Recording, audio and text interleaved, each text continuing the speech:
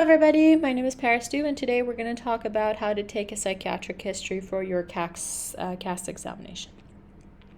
Okay, so when you're taking a history, for example, whatever the case is, whether if it's, let's say you could get anxiety disorder, you could get psychotic episodes, or depression, bipolar, or for example, eating disorder, suicide case, intoxication, alcohol or drug, whatever that may be.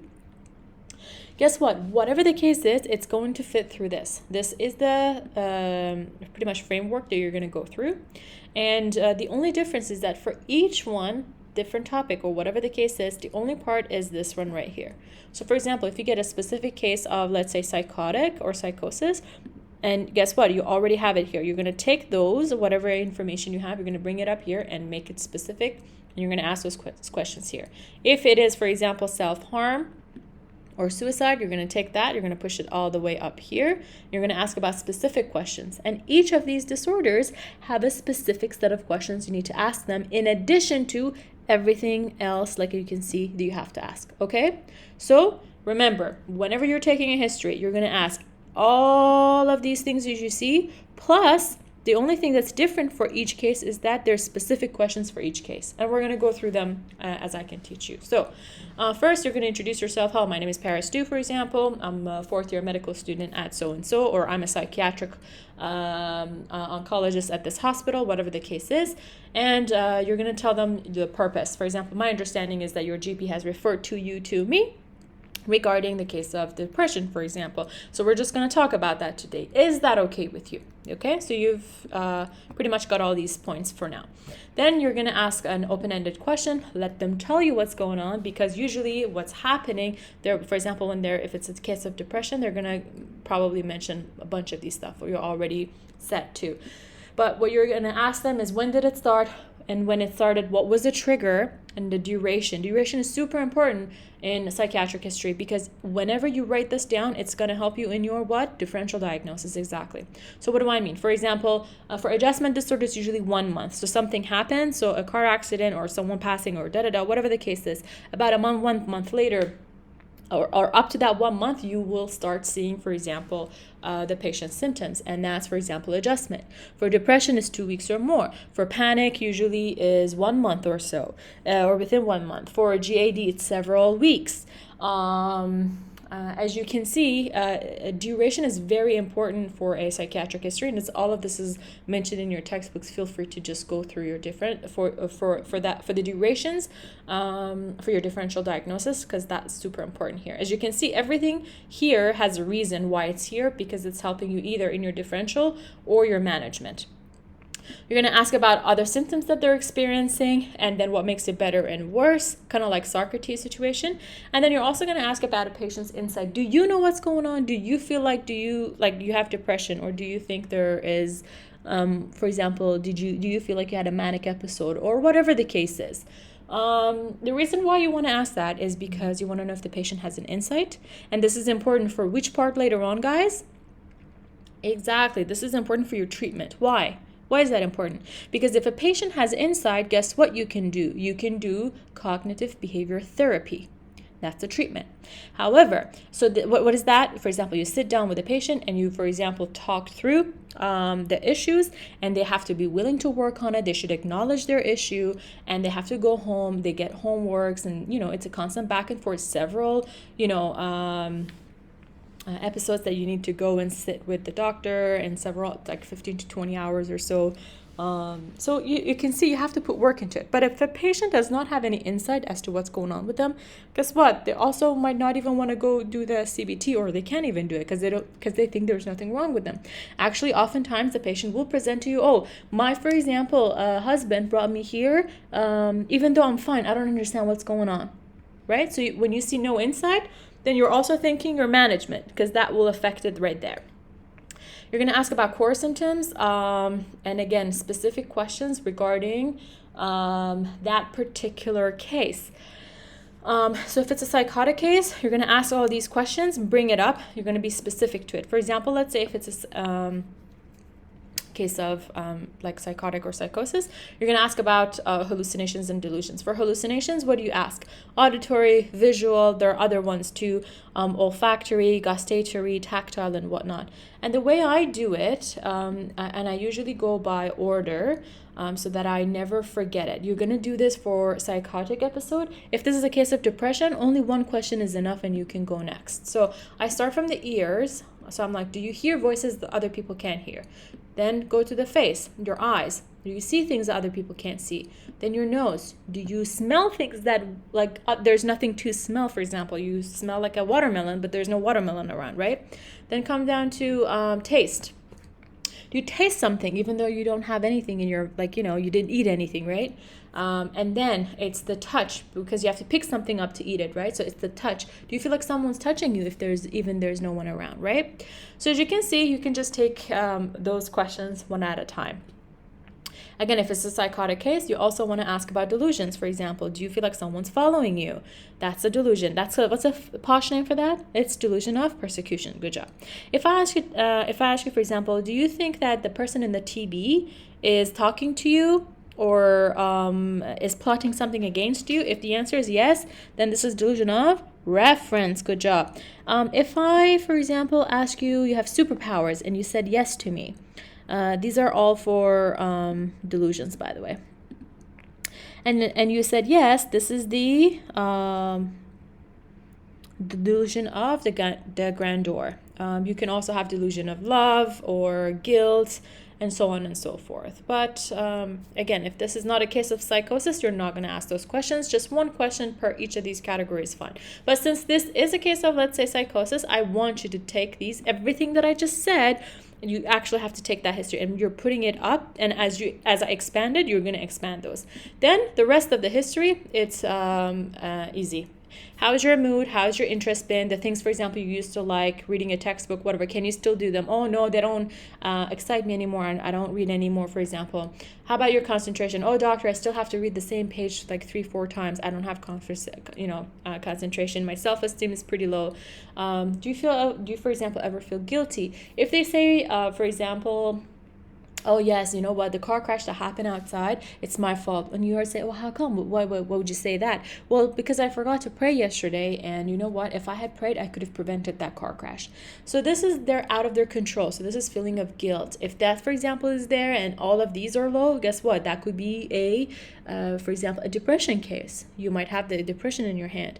How about the future? What is your, for example, insight for future? You know what, doctor, I don't even think about it. I'm so depressed, or whatever.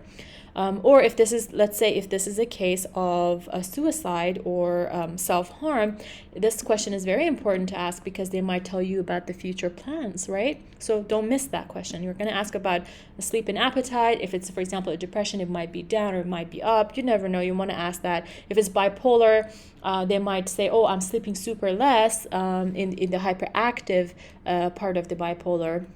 The mania, they might say, oh, I'm sleeping very little. I have so much energy. I can work on like 1 hour of sleep. I'm actually perfect. You know what? And you see, I try to imitate it right now. Like the speech is going to be very fast, and they're going to be all over the place, right? So there is a reason why you're asking these, and you have to, when you ask it, you have to see how they're responding. It's not literally just a bunch of questions that you're checking off. It's really important, because as I'm explaining to you, in each of these, questions, there could be a differential diagnosis as I'm going through them. The libido, for example, could be down if for example, there's a depression.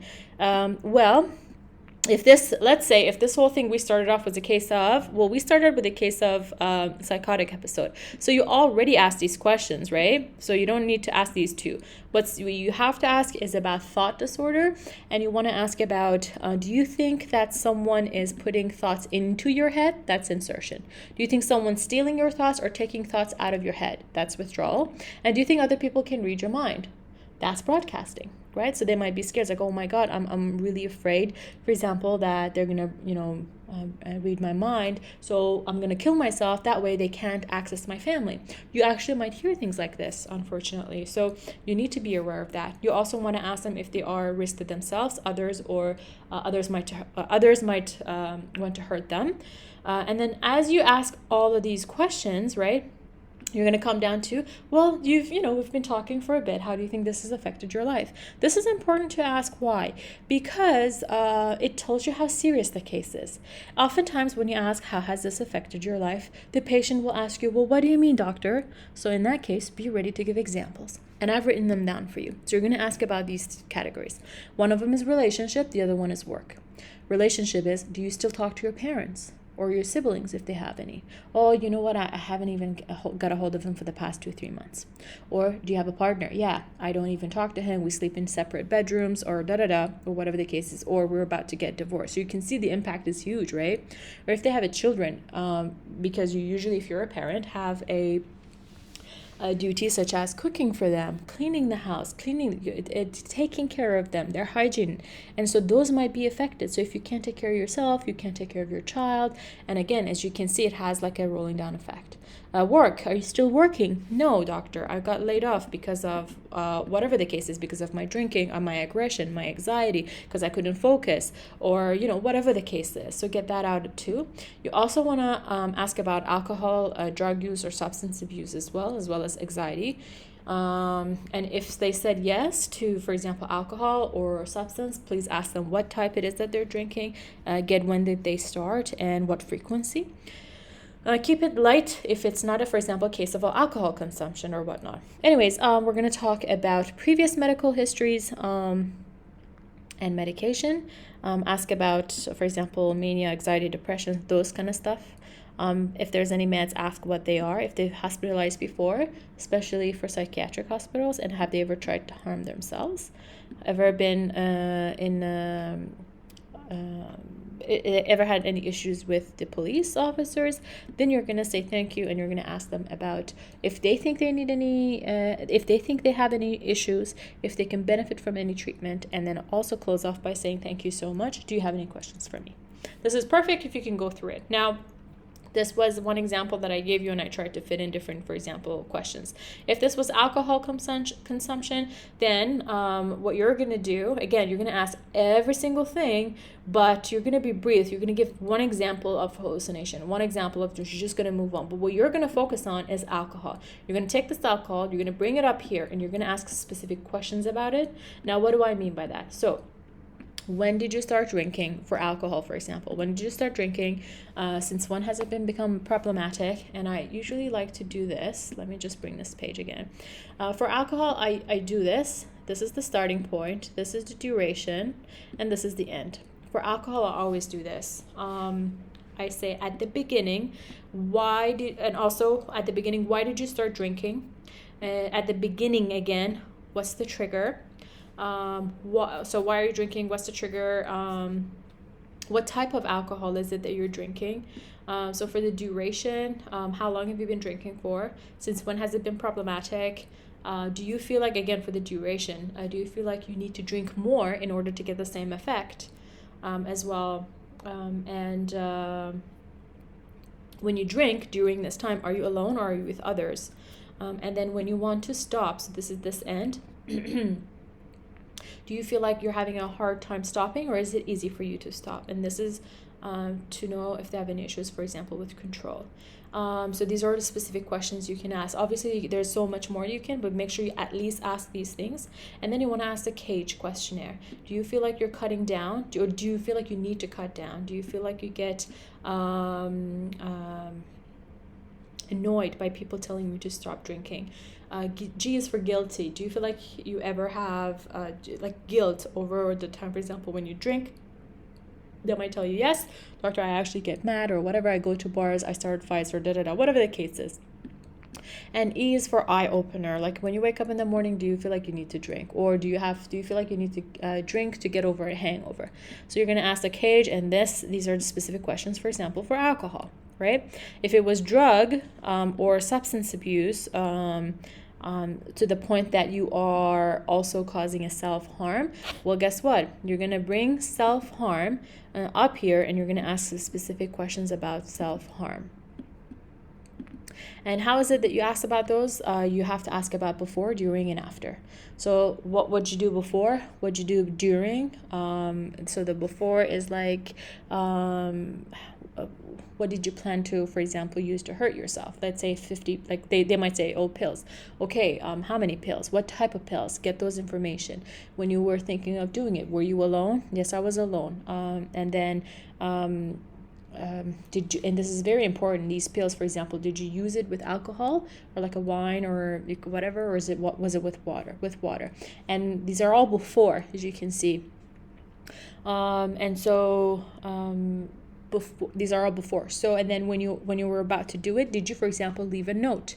Did you call someone? Did you text someone? Did these are the things that you say. This is the during. The during would be the actual taking the the doing the act. And then when you did that, did you lock the door, or did you leave it open? Did you know someone's gonna come for you?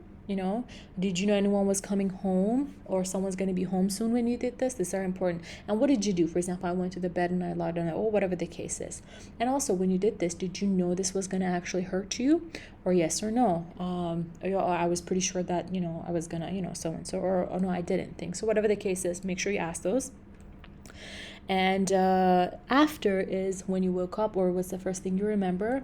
How did you get to that state? Where were you? Were you happy that you were up or not? And as you can see, these are very specific questions that we're asking about self-harm, and they're all going to be, this is what I meant by specific. So as you can see, we went through different cases, for example, for alcohol, self-harm, or whatever. These are the specific questions, and guess what? You're going to still go through the rest of the questionnaire. But for example, for hallucinations, you're not going to go ask everything that I just said. Just ask 1 or 2 questions, go next. For delusion, ask 1 question, go next if the answer is no.